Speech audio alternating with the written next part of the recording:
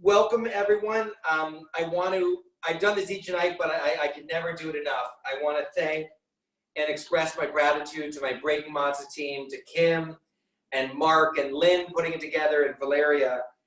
We put this together in less than 4 or 5 days. It's incredible. And we've had tremendous participation from so many people, so I'm very grateful. I'm very grateful to my daughter, Caroline. Hi, everyone. I'm Caroline.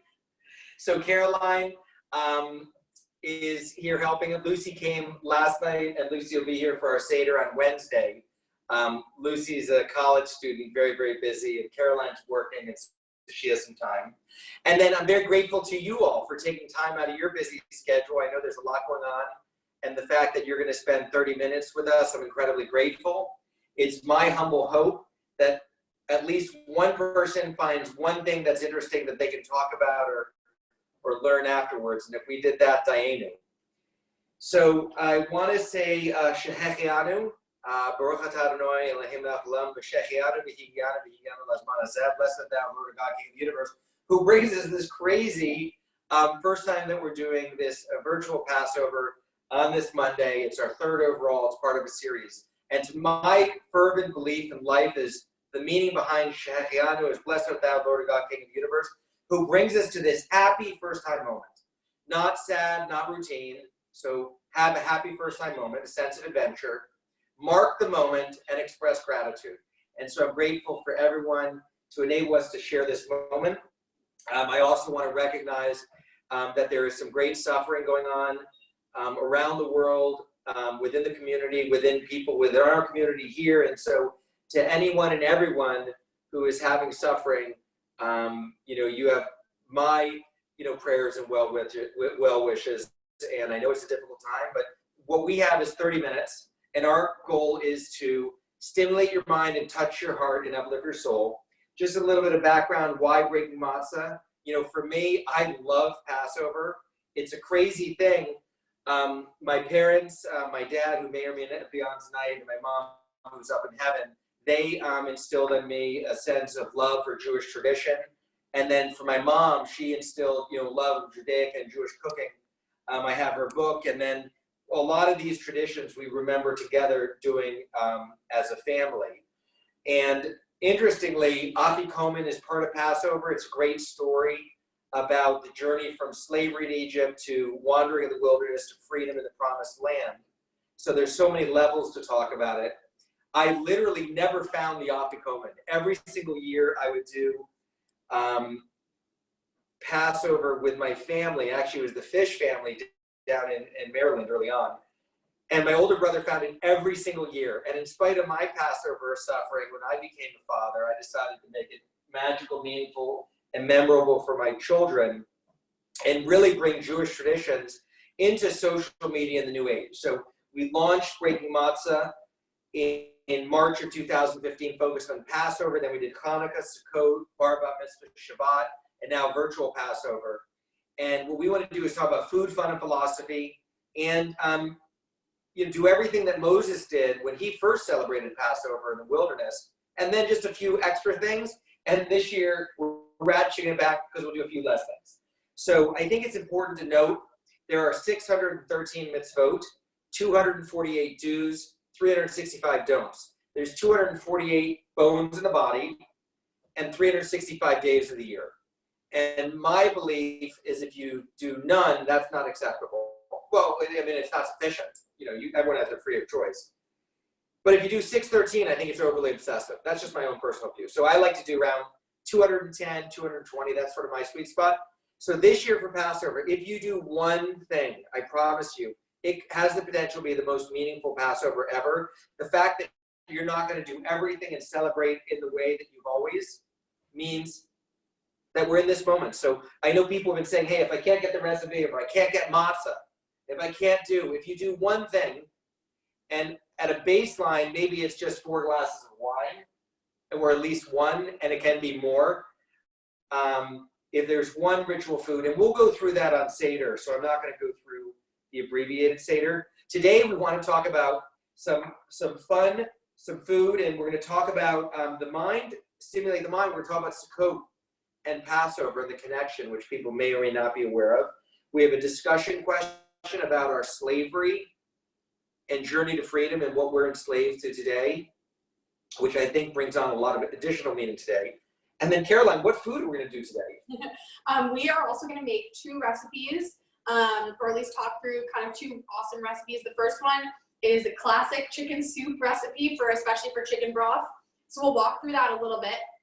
And then we're also going to make a roasted chicken recipe. So I'll talk about that a little later. With za'atar. With za'atar. From the old city of Jerusalem that I brought back from Israel, and that's biblically based. That's a longer story.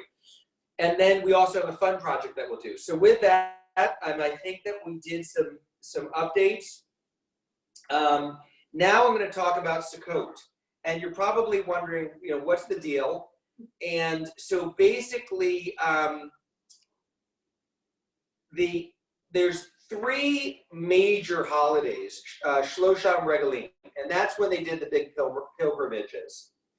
And so Passover is about leaving, and then Shavuot is about receiving, and then Sukkot is about abundance. And so that's sort of the way that they go together.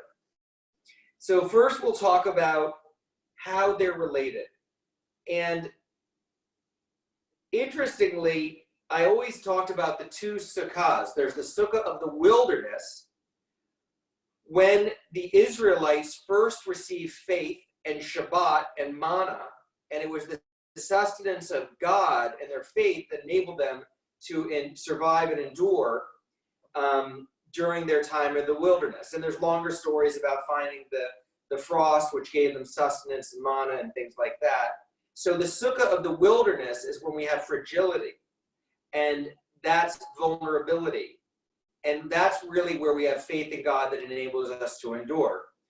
And then the other Sukkah is the Sukkah of abundance, when you reach the promised land and it's the harvest festival, and the Israelites would be in the harvest and they'd be in the booths as they gather the fall harvest. And those were 2 of the Sukkahs. Whenever you have a moment of celebration, you look back to your period of vulnerability that enabled you to overcome and persevere and make the sweetness of celebration even more sweet.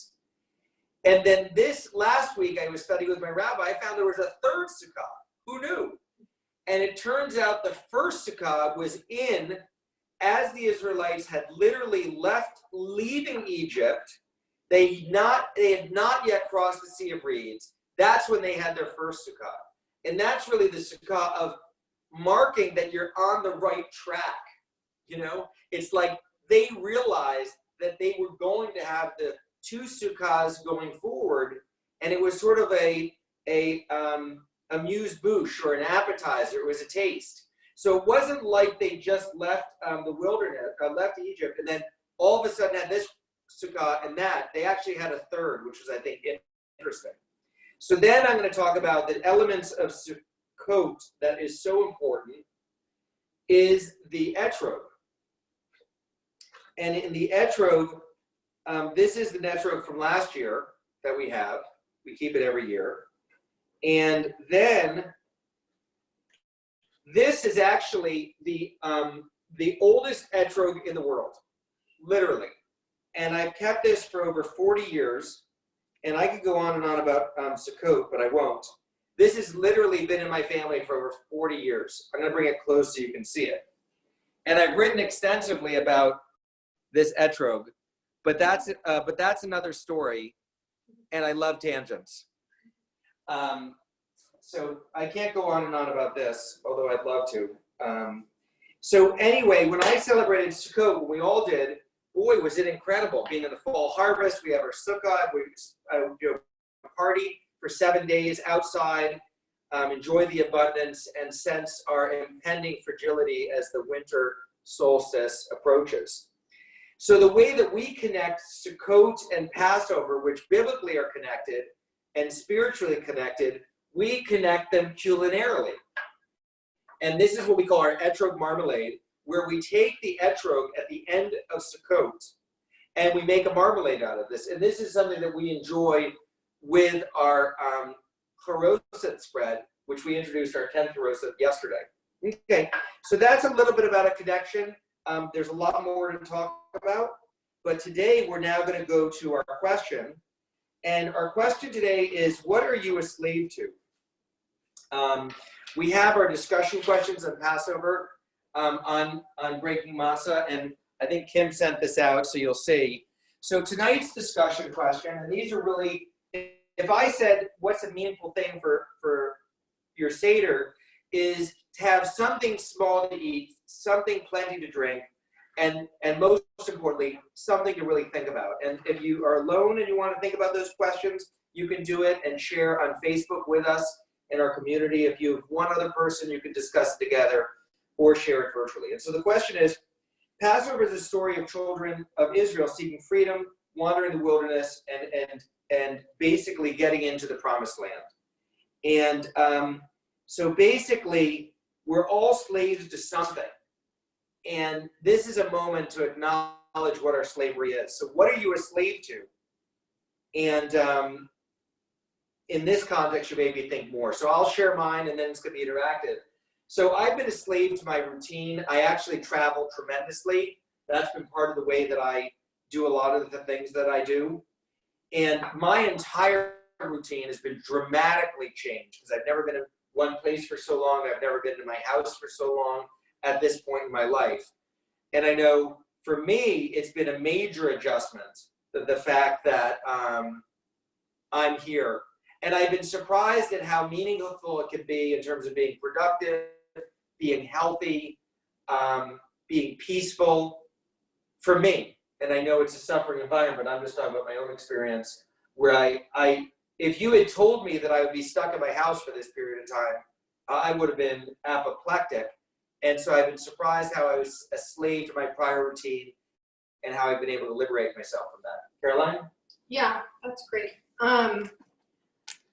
Yeah, I mean, I think this is a really good question. We've definitely done this one at some of our Seders. Like my dad probably mentioned, these discussion questions we usually send out, and then everyone at our Seder comes around and shares their answer.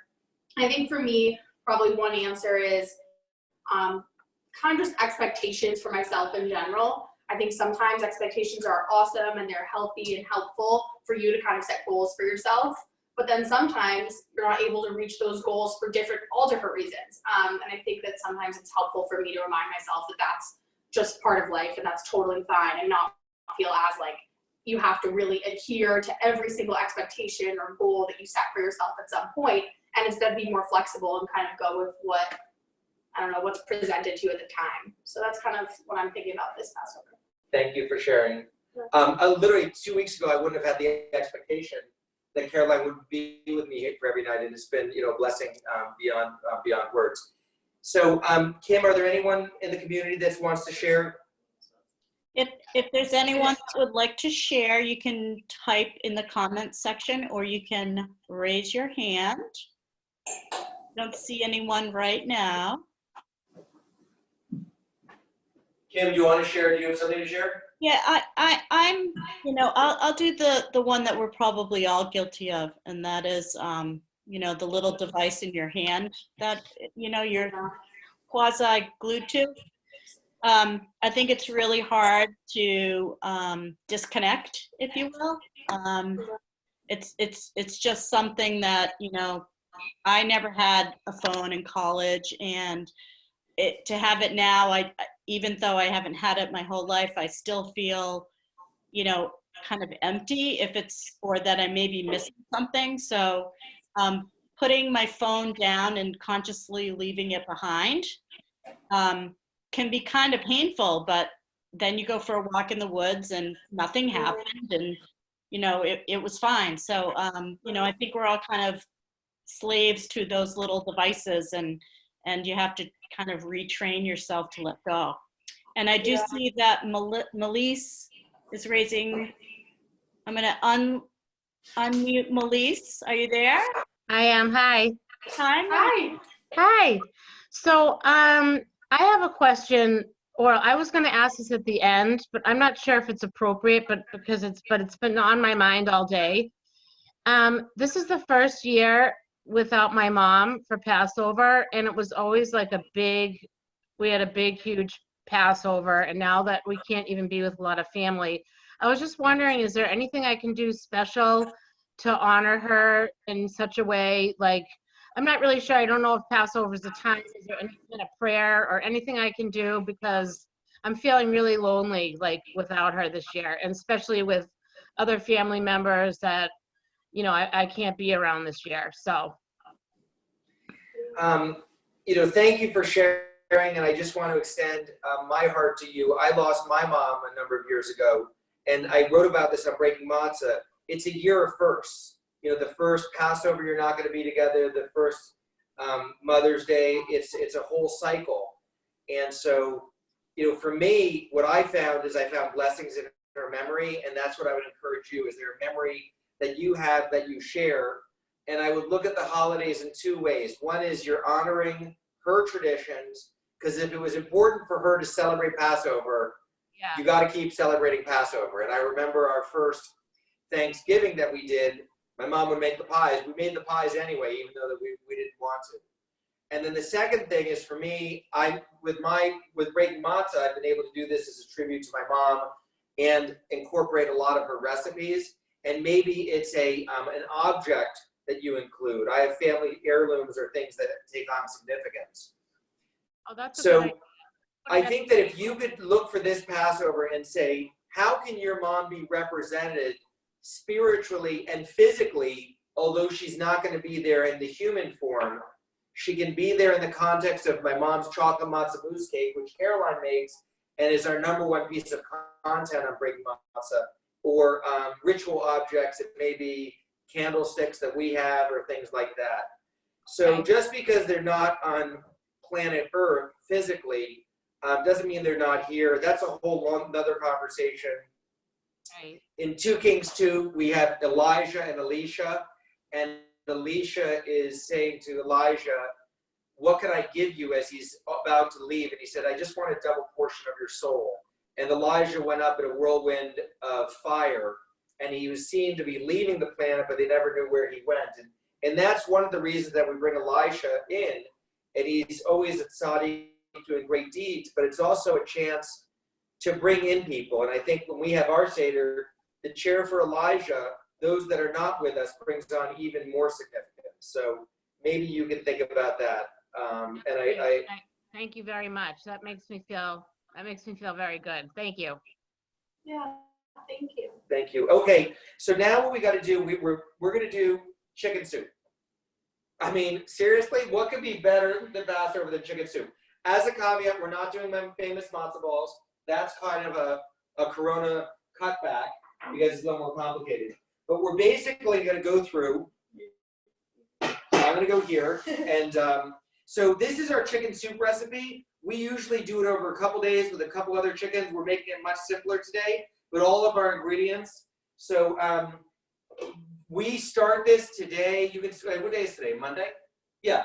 So you could start it today. You could start it on Tuesday to be ready for Wednesday. I like to cook mine for 2 days to get more flavor. You could do it in 1 day, but I want to show you how simple. So the first ingredient is water. Yeah, a lot of water. And we also thought this was a good recipe because a lot of these things are, or most of the ingredients are pretty much things you might have in your kitchen anyway this time. I know a lot of people might have had some chicken in their fridge from the last time they went to the store.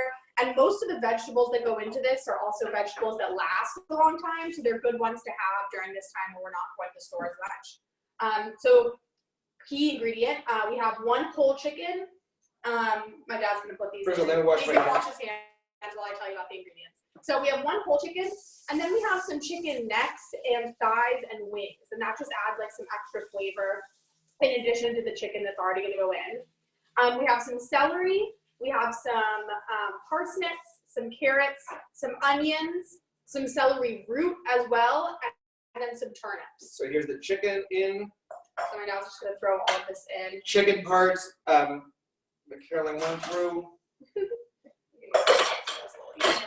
And so pretty much it's as simple as it looks. You throw everything into the pot, and then you just want to make sure at the end that the water is high enough to cover pretty much all the ingredients in the pot. So even though, like my dad said, we started with some water in the pot, He's gonna add some once he brings it over to the stove, and you wanna make sure that all of the ingredients are covered.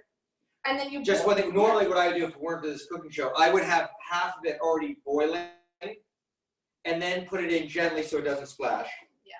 And then we have some salt and pepper to taste. And then one important thing is we do have some herbs, and we use the cheesecloth here to make kind of like a little satchel of the herbs. That way they're easy to pull out at the end and you're not like eating little pieces of rosemary. Yeah, so here you just go like this and you just take your cheesecloth, you have your herbs that you cut up, and literally you just go like this, circle it, tie it, done. Now you have the flavor without it. And then you just toss it in, and then you go like this, fill it with water. Blair, we go like this, can you see it? Yeah, you can see Let me go over here. it. Can you see it? Yeah. Okay, so we just did chicken soup. Oh, I forgot some salt and pepper. I usually do it at the end, but what the heck? 1, 2, 3. How's that? That's my salt and pepper. I'll put extra seasoning in. All right. Chicken soup done. That was probably the fastest chicken soup I've ever seen made. We just fried it over the stove, but we'll fill it up with some water and cook it later today. And pretty much it's a really good recipe. You're gonna boil the water and then let it simmer. And then once it's been there for maybe 3 or so hours, like my dad said, you can keep cooking it overnight. You can throw it in the fridge and let it have some more flavor and eat it the next day. Okay. So What's next? that's our first recipe. Our second recipe is almost even easier. And this is a za'atar roasted chicken. So like my dad mentioned, za'atar is a special herb blend that he got in Jerusalem, but you don't need za'atar. We also have some other ingredients. If you don't have za'atar in your home, you can use thyme, oregano, and sesame seeds and salt and mix that up yourself. One thing I want to say is za'atar is biblically based. It's the hyslop root. It's one of the earliest herbs in the Torah. And so that's why this is what we call the easiest, fastest recipe you can possibly do. Yeah. So this za'atar is from the old city of Jerusalem, where I got it and I brought it back, and I use it for all of our special holidays. Okay. So I've already pre-measured this. This is 4 tablespoons of the za'atar. But again, if you make your own spice mixture or herb mixture, you can do that too. We're throwing it into 1 stick of butter that's at room temperature, but a little bit warm. And then using a spatula to just kind of mix it together. And since my dad just washed his hands, he's going to be the main person who's going to throw this 1 whole chicken onto a baking sheet. So I take the chicken, a little salt and pepper inside, like this, and then I take some onions, I stick them in. We might only stuff a little bit in. So you stick some onions in, and then you stick a little bit of lemon in. Okay? So you put lemon and onion inside, and then the rest is pretty easy. So you take up the butter that I've mixed with the za'atar, but any herb mixture is fine. So this is butter and za'atar, and you can do oregano, anything you want, and this is literally how you season it. You go like this, all over. You get like this. So that's it. And here you go. Carolyn, can you put a carrot on the, right over here, just grab 2 carrots and a turnip. Put them on the thing. Oh, actually, we'll put that in the other dish. Yeah. Put that here. So lift this over. And we go like this. We got that in the bowl. All right, he's gonna go wash his hands. But that is pretty much how easy that recipe is too. I think that was also the fastest chicken recipe you maybe ever saw. That's really it. So obviously some salt and pepper to taste as well. But you can roast it over some vegetables if you want. And we're gonna throw this in the oven. So that's a za'atar roasted chicken. Right. So 2 really quick chicken recipes. So can you do the fun recipe now? Yeah. I'll read that up. Yeah. So the last thing we wanted to show you today after those 2 chicken recipes is another craft. So we've been trying to show 1 craft every day. And these are all things that you can do at home. So this is kind of everything we've gone over. We went over a placemat. We went over make your own Seder plates. And then this is, for today, we want to talk about making your own cup for Elijah and Miriam. So these are some examples that we have. And pretty much you can do this any way you'd like. Any clear glass that you have, a clear wine glass. You can use Sharpies or oil-based markers. You can use paint. You can even use, which is even more accessible as in this example, you can print out something, print out a design on a piece of paper, and you can tape that paper around the glass. So pretty much anything you have in your house can use these. We like to make these for Elijah and Miriam every year. And like my dad said, I think Elijah's cup this year is even more kind of important because obviously, you know, a lot of us have people we wish we were able to celebrate Passover with, and we'll be able to kind of represent them with these cups. So the thing here is just easy decorations. A lot of the links are on Amazon that you could buy, or you just use a paper plate, a paper cup, anything to put a mark. And whether your Seder is usually, you know, 20 to 30, and this year it's 1 or 2 people, you still can mark the moment, have some significance. And so we accomplished a lot today, right? Wow. Yeah. Our first one, we didn't do any recipes because we weren't ready. And we got to get practice. And today we did a chicken soup and we did a roasted chicken in less than 10 minutes. Great. That's what's called fast. But actually the recipes that we have, I will highlight this. This is my cookbook we just came out with, Magical, Meaningful, Memorable. It's on the website and stuff. But all of our recipes in here. And it's been really a joy for me. We talked about how to remember people. And so, you know, I have a lot of recipes from my relatives, from my mom, from Shang and Everett and other people. And I think that food is a way to celebrate and remember, but it has to have significance. So that's why for us, we put a lot of ritual meaning behind the food. And we talked about our 10th Haroset recipe yesterday from Curacao. And so I think, you know, it's an opportunity. This year will be a radical change the way that we all celebrate Passover Seder. But you know what? Wouldn't it be every year nice not to need something so radical to make us to have something new in our lives? Maybe if we could just more ordinarily bring something in new. And so what I do with breaking matzah, my goal is for everyone to get maybe 1 or 2 ideas to make their celebrations just a little bit different.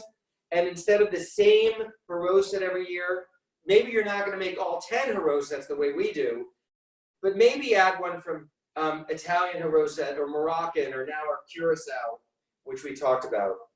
So what I want to do is talk about Dayenu, which we'll do on Wednesday. We have our virtual Seder on Wednesday, and you can get all of this information on breakingmatzah.com. But Dayenu is just a sense of gratitude. And I think this is a year when really gratitude and what is enough, like for me, literally, that's not the way I normally make my chicken soup. Normally I have the matzo balls. We're not going to make the matzo balls this year. We could, maybe we will, but you can't do everything. And so the idea that this year, it's also kind of an experiment for me to make my chicken soup a little bit differently will be enough. And that manifests in a lot of different ways. I think that it's poignant that this is Passover, and this is about the plagues, and we're undergoing a planet plague. It's a longer conversation that I'll go into on Wednesday, but the plagues really impacted everyone, both Israelites and Egyptians. And the fact that everyone is impacted on this planet. I've had some amazing calls today hearing about how people are really working together. And hopefully everyone gets to see the amount of kindness, how beautiful it is, people working together in every walk of life. And that's what we see with breaking matzah. Finally, I want to make Jewish history this week. Moses celebrated Passover Seder, and this is going to be one of the few times in Jewish history that Passover is not intergenerationally celebrated at each table. And the person reading the youngest question is usually around 8 or 9, the 4 questions. This year, the literal youngest at the table may be in their 40s, 50s, 60s, 70s, 80s, or 90s. So we have a promotion on Breaking Matzah. We're trying to get videos of everyone in the world singing the 4 questions of all ages. We've already been getting some videos today from Israel, and it could be during your Seder, before. It doesn't have to be in the moment, like, oh my gosh. If you want to film it, great. If you want to do it before, that's fine too. And we're going to make the first a cappella montage singing of the 4 questions of all ages. It's never been done in the history of Judaism.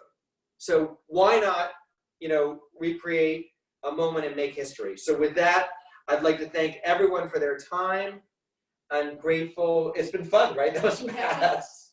And we got a rush in. So Kim, any final things? Otherwise, I hope someone got something out of this, and really appreciate it. Kim, any other final things? Is there anything we should be aware of? No, I think everyone's just waving goodbye. Thank you, All right, everyone. let's do a virtual high five and wave. Thank you. Bye, And get ready for everyone. Passover, and we'll see you on Wednesday. Thank you. Chag Sameach.